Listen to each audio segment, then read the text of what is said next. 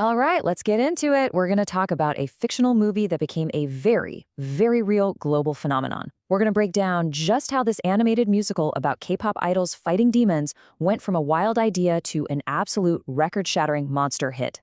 So get this, in just a matter of weeks, K-pop Demon Hunters pulled in over 236 million views on Netflix. And just so you know how they get that number, they take the total hours everybody watched and divide it by the movie's runtime. It's a truly staggering figure.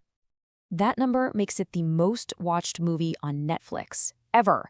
It blew past huge blockbusters with A-list stars. So you gotta ask, how in the world did that happen? What was the secret sauce here? Well, to really get how this thing blew up, we first have to understand what it is.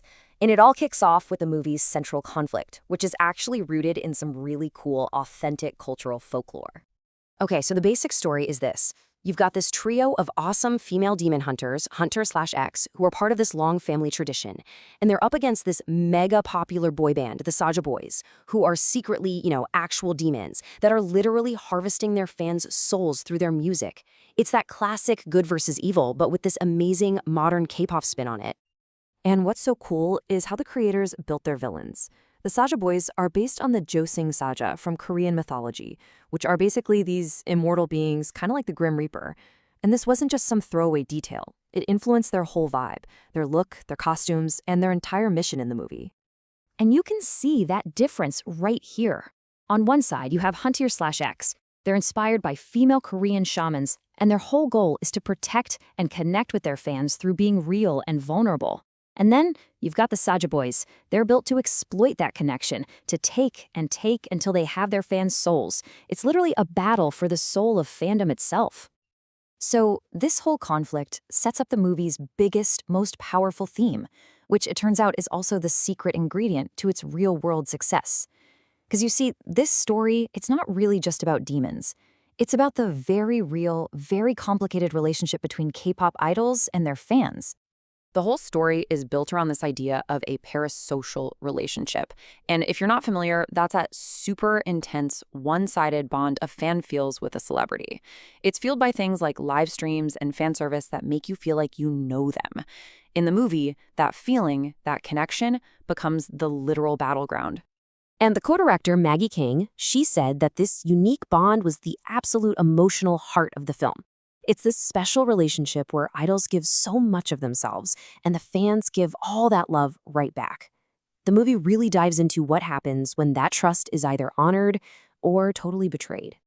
I mean, it's all right there in the lyrics. The Saja Boys songs are all about control and obsession, keeping you obsessed, I'm here for your soul. But then you listen to Hunter/X, and their big song is about embracing your scars, about self-acceptance. It's about giving something real back to their fans. And here's where it gets really powerful. This theme wasn't just some abstract idea. It was all wrapped up in the main character, Rumi, and her personal struggle. She's ashamed of her half-demon side, these patterns on her skin she's always hiding. And that became this huge metaphor for anyone who feels like they have to hide a part of themselves. It hit a nerve, big time. And this is where the story gets really wild, because that powerful theme of vulnerability, it did not stay in the movie. It exploded out into the real world, and it created this incredibly passionate fandom and an equally furious backlash. The film became this huge cultural flashpoint. First off, the music. Wow. The soundtrack was a monster hit. It put 4 songs in the Billboard Top 10 at the same time, which is just unheard of. Huntress-X's song Golden even went to #1. Think about that. These fictional bands were charting higher than some of the biggest real-life artists in the world.